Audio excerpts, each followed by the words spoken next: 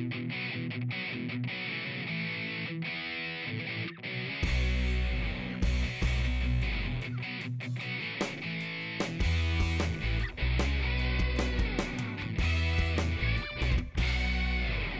pessoal, tudo bem?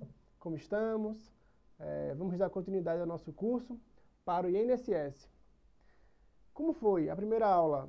Conseguiram visualizar, planejar, criar um roteiro de estudo? Lembre-se, amigos, aqueles pontos que conversamos no início da primeira aula são fundamentais para a sua aprovação, ok? A aula é importante? É muito importante. Fundamental também na sua aprovação. Mas você depende muito do que se faz nos bastidores, na sua casa, no seu escritório, no local onde você estuda. Tudo bem? Vamos aqui ao material para visualizarmos o primeiro assunto de hoje. Vamos aqui. Amigos, vamos continuar estudando aquele início do chamado regime jurídico administrativo. Vejam, Celso Antônio Bandeira de Mello, vem aqui para mim, um dos autores mais festejados, mais importantes no atual panorama do direito administrativo, criou a expressão pedras de toque. Olha, o que seria isso? Ele criou essa expressão para definir, para trazer, abarcar os princípios que ele entende como mais importantes dentro do direito administrativo. Houve uma época em que grande doutrina colocava o princípio da legalidade como principal princípio do direito administrativo. Tudo gravitava em torno da legalidade. Hoje, através do pensamento de Celso Antônio Bandeira de Mello, cada vez mais ganham força os princípios da supremacia do interesse público e da indisponibilidade desse interesse público. Para Celso Antônio, e essa é a posição que você deve levar para a prova, são esses os chamados princípios pedras de toque, os chamados princípios basilares do direito administrativo. Tudo bem, amigos? Vamos aqui ao material. Vejam, passamos por essa ideia introdutória do regime jurídico administrativo. Vimos seu conceito, vimos na aula passada o critério de ponderação de interesses e hoje as pedras de toque. Vamos agora começar a estudar princípio a princípio no que se traz mais importante para a sua prova. Vem aqui para mim. Amigos, vamos começar o nosso estudo com o princípio da supremacia do interesse público. Olha, o que seria de imediato necessário saber acerca desse princípio administrativo? Primeiro ponto, não é um princípio expresso na Constituição. Amigo, amiga, você não vai visualizar. Você pode ler várias vezes, quantas quiser, a sua Constituição. Você não vai enxergar a menção a esse princípio administrativo. A supremacia do interesse público é um princípio implícito na Constituição.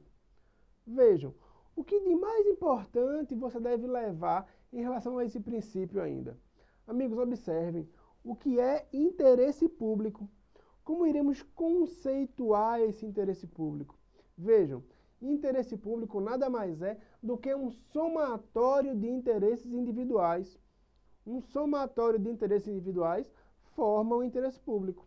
Esse princípio da supremacia do interesse público coloca, olha, diante de uma situação X, o Estado deve sempre proteger o interesse público em comparação com o interesse privado particular de uma pessoa específica. Olha, esse interesse público, ele pode ser primário e ele pode ser secundário. A doutrina também coloca essas duas expressões.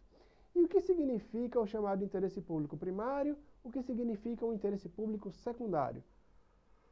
Amigos, o interesse público primário é o interesse do povo. O interesse público secundário é o interesse do Estado. Quando é que o interesse público secundário terá vez, terá validade, irá ser observado? Quando ele coincidir com o interesse público primário. Havendo, vejam, em tese, divergência entre o que quer o povo e a vontade de quem está exercendo poder, prepondera o que quer o povo. Tudo bem? E aí você pensa, poxa, mas isso contradiz tudo que eu vejo na prática, nos jornais. E eu digo, é verdade, é verdade. Eu brinco muito com o pessoal, colocando o seguinte, se você vai fazer uma prova de direito administrativo e por alguma situação da vida você não estudou nada e quer acertar alguma coisa, olha para a questão e pensa, como é na prática? Marque o contrário. O contrário é a teoria. Tudo bem? Ok, pessoal? Então vejam, supremacia do interesse público, certo? Nós temos a ideia de que o interesse público surge com o somatório de interesses individuais. Esse interesse público primário, que é o do povo, se sobrepõe ao interesse público secundário, do Estado. Tudo bem? É um princípio implícito. Você não vai enxergar no texto da Constituição a presença desse princípio. Combinado? Ok? De início, cabiam essas palavras acerca desse princípio. Mas tem algo mais. Vem aqui no material. Interesse público primário, secundário. Vimos isso.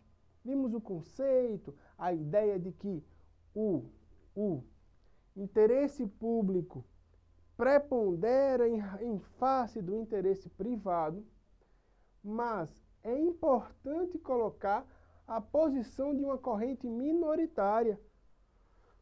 Corrente minoritária que criou a chamada teoria da desconstrução da supremacia do interesse público. O que significa isso? Vem aqui para mim. Amigos, essa teoria da desconstrução da supremacia do interesse público é uma teoria do direito administrativo que ganhou base com o pensamento de Marçal Justem Filho. Marçal Justem Filho disse, olha, quando se dá elevado valor à supremacia, em detrimento da legalidade, se permite, se abre grande brecha para que o administrador público cometa ilicitudes, para que o administrador público pratique atos errados de má gestão. Só que esse pensamento da teoria da desconstrução, ele é minoritário. Ele não foi seguido, não foi acolhido pela maioria da doutrina. A maioria da doutrina ficou com o Celso Antônio Bandeira de Mello quando ele disse, olha Marçal, entendo o seu pensamento. Todavia, não é com a eliminação do princípio da supremacia do interesse público que iremos extinguir aspectos, atos de má gestão no serviço público. Muito pelo contrário, a retirada desse princípio gerará mais malefícios do que benefícios. A simples retirada, mais uma vez, não significa que a administração pública estará num céu de brigadeiro no que toca à aplicação e à gestão de recursos públicos. Então, arrematou Celso Antônio, o problema não está na existência do princípio da supremacia do interesse público. O problema está na sua má utilização, que pode acontecer com qualquer princípio administrativo. Combinado? Então, o princípio da supremacia do interesse público continua hoje como pedra de toque, como princípio basilar de maior respaldo frente aos outros, junto com a indisponibilidade do interesse público, meus amigos. Combinado? Vem aqui no material. Vimos essa supremacia do interesse público, visualizamos o que vem a ser interesse público primário, interesse público secundário, massa, arretado. Princípio implícito, vimos que ele realmente é um princípio implícito, que não está escrito em nenhum local da nossa Constituição. Falamos sobre uma teoria de doutrina minoritária e agora vamos visualizar o princípio da indisponibilidade desse interesse público. Vem aqui para mim. Amigo, amiga, a indisponibilidade do interesse público também é, como a supremacia, um princípio implícito. Você não visualiza no texto da Constituição menção ao princípio indisponibilidade do interesse público. Não há. É princípio implícito. Ora, e o que significa esse princípio? Como poderíamos conceituá-lo? Vejam, cabe ao administrador público ter a ideia, a visão de que o interesse público se sobrepõe ao interesse privado. Ora, quando cabe ao administrador público sobrepor o interesse público sobre o privado, significa dizer que ele pode fazer várias coisas tendo como fundamento o interesse público, mas ele não pode dispor desse interesse público. O interesse público é indisponível, o administrador público não pode abrir mão da utilização desse interesse na sua atuação diária.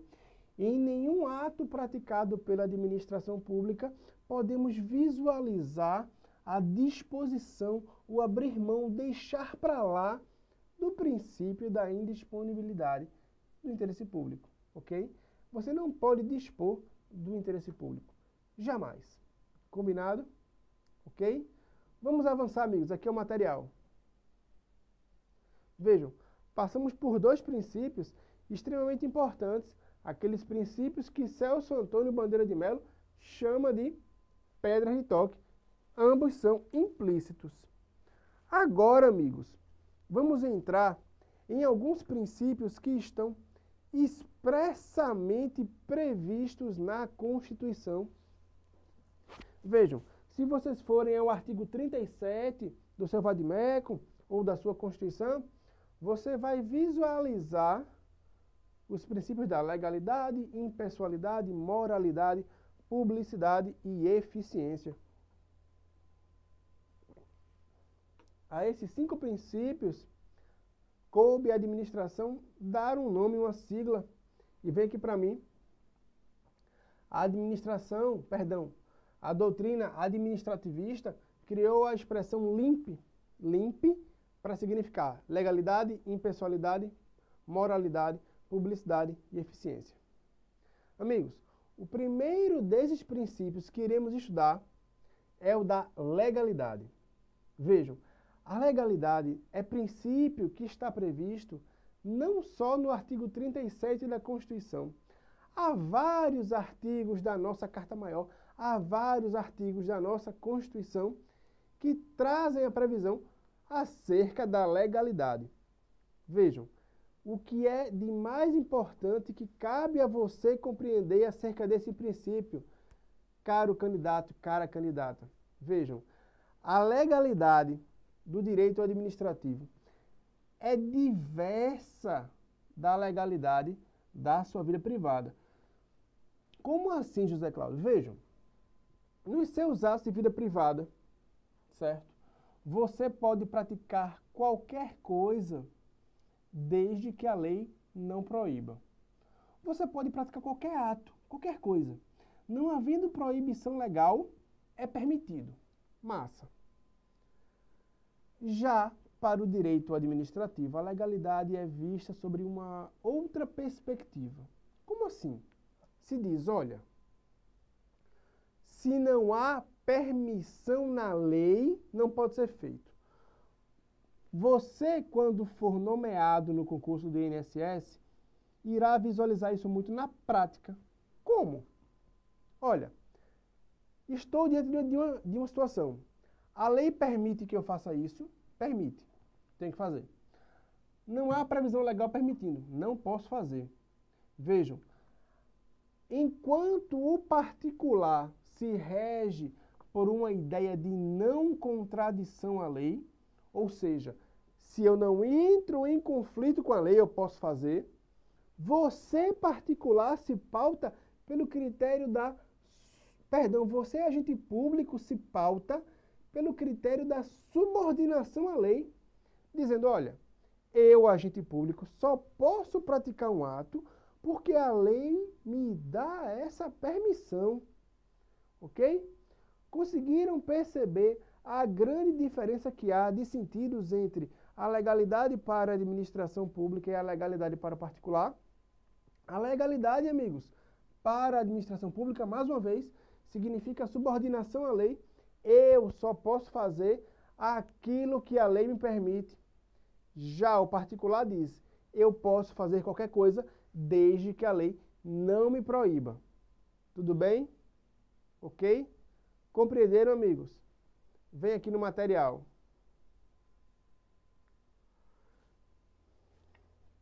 Vimos o que vem a ser legalidade, observamos que é um princípio expresso na Constituição que está presente não só no artigo 37, mas em vários outros da nossa lei maior.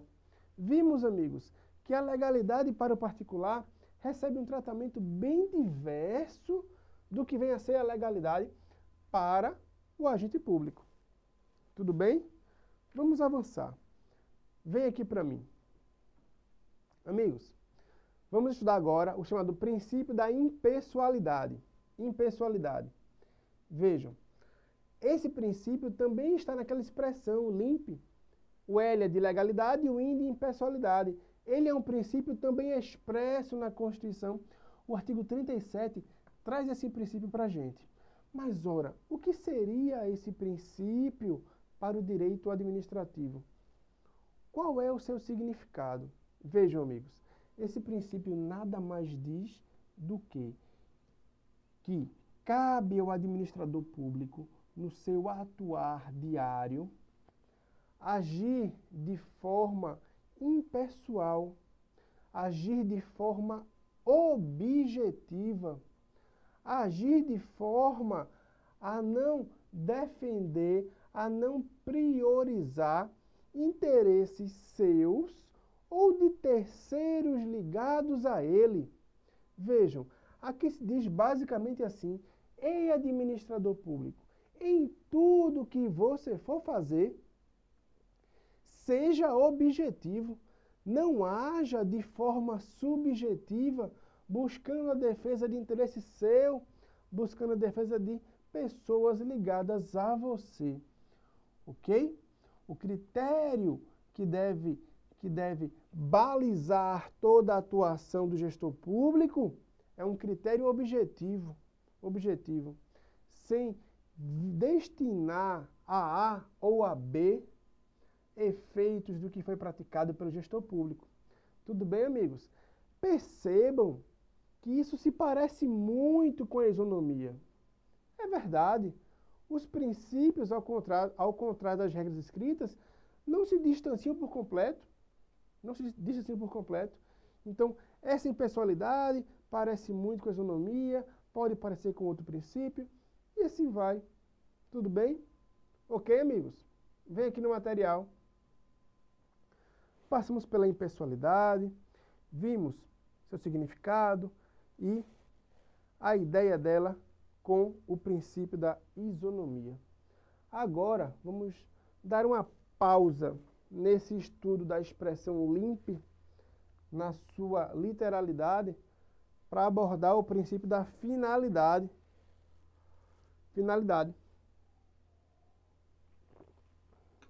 Vem aqui para mim.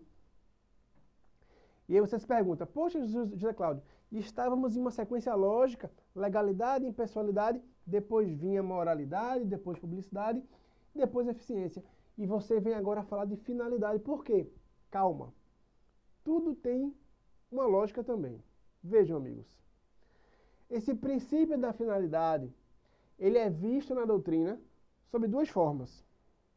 A doutrina tem duas visões acerca desse princípio da finalidade.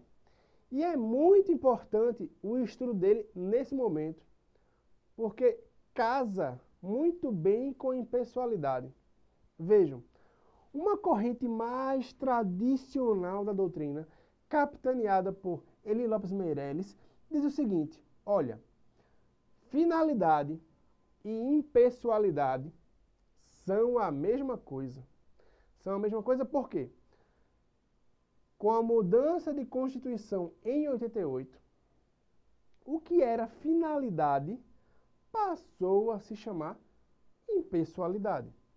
Tudo bem? Já Celso Antônio Bandeira de Melo, capitaneando uma corrente mais moderna de doutrina, diz: não. Finalidade e impessoalidade são princípios distintos. Ora, para Celso Antônio Bandeira de Melo, tudo que foi visto para a impessoalidade se mantém. Para ele, amigos, o que muda é o que vem a ser finalidade. Tudo que vimos para a impessoalidade está mantido, massa. Mas o que seria a finalidade para Celso Antônio? Para Celso Antônio, amigos, a finalidade não se confunde com a impessoalidade. Para ele, a finalidade significa o dever que tem o administrador público de, no seu atuar diário, buscar a vontade da lei. Ora, Celso Antônio diz: você, administrador público, em qualquer atuação, deve agir de forma impessoal, sem buscar a proteção, a interesse, a vantagem, a interesse seu ou de outrem. Isso é impessoalidade. Mas também deve atuar sempre buscando a vontade da lei, o que deseja a lei. Isso é finalidade. Por isso, é muito frequente em prova se colocar que a finalidade decorre ou se liga ao princípio da legalidade. O que está correto é a visão de Celso Antônio, é a visão da doutrina majoritária, moderna e inclusive com previsão legal. Tudo bem, amigos? Por isso era necessário mencionar o princípio da finalidade nesse momento da sua prova, da sua aula, para que você tenha uma ideia da importância dessa observação aqui. Essa ideia de finalidade já foi objeto de prova objetiva várias vezes e subjetiva também. Houve uma prova para promotor de justiça aqui em Pernambuco, onde essa ideia, essa relação entre impessoalidade e finalidade foi uma questão subjetiva. Tudo bem? Vamos aqui ao material. Passamos pelo princípio da finalidade e voltamos agora àquela nossa expressão. Voltamos agora a estudar a expressão limpe, abordando o princípio da moralidade. Vejam. Vem aqui para mim. Amigos, a moralidade é um princípio de pouca aplicação prática de forma isolada dentro da administração pública. Tudo por conta da dificuldade em visualizar esse princípio. Vejam, a moralidade comum, ela é um pouco mais amena do que a moralidade administrativa. Afinal, o administrador público está defendendo, está atuando em prol da coletividade. Se ele está defendendo, protegendo o interesse da coletividade, não cabe a ele apenas agir de forma correta, ética, moralmente correta. É necessário que ele haja, dentre as possibilidades que se apresentam a ele, da forma mais ética, da forma mais correta, da forma mais moral possível. Vejam, a moralidade administrativa é mais robusta do que a moralidade comum, particular, porque quando atua o administrador público, está envolvido em interesse público. Tudo bem? Por isso que se fala em moralidade administrativa. Princípio daquela expressão limpe. Princípio também expresso na nossa Constituição. Ok, amigos? Combinado? Vamos avançar aqui no material. Publicidade e eficiência. Eu vou pular publicidade, certo? Para abordar primeiro a eficiência. Amigos, muito cuidado. O princípio da eficiência também é previsto de forma expressa na Constituição. Só que o que é que se coloca frequentemente em concurso em relação a esse princípio? Vejam, vem aqui para mim. É muito comum em prova de concurso se colocar que esse princípio da eficiência não nasceu com o texto original da Constituição. É muito comum se colocar que ele decorre de uma emenda constitucional, emenda 19 do ano de 1998. E isso está correto, certo? O princípio da eficiência Ele é previsto constitucionalmente, ok. E ele não nasceu com o texto originário da nossa Constituição, ok também, certo? Ele decorre da emenda 19 do ano de 98. Mas, amigos, cuidado. Pode ser que o examinador queira um pouco mais de você em relação a esse princípio da eficiência. Pode ser que ele diga, olha, é um princípio expresso que não nasceu com o texto originário da Constituição. E aí você pensa, ok, casa com tudo que eu escutei agora há pouco, massa. Mas esse princípio já era previsto em lei, lei infraconstitucional, lei que está abaixo da Constituição, na Lei 8987. Tudo bem? Ok? Vejam, nosso próximo encontro daremos continuidade ao princípio da eficiência, veremos da publicidade e diversos outros princípios. Ok, amigos? O nosso compromisso é esgotar o conteúdo da sua prova da maneira mais didática e profunda possível, personalizando o estudo para o que efetivamente importa para você nessa prova do INSS. Combinado, pessoal? Muito estudo, muito foco, muita força. Até o próximo encontro.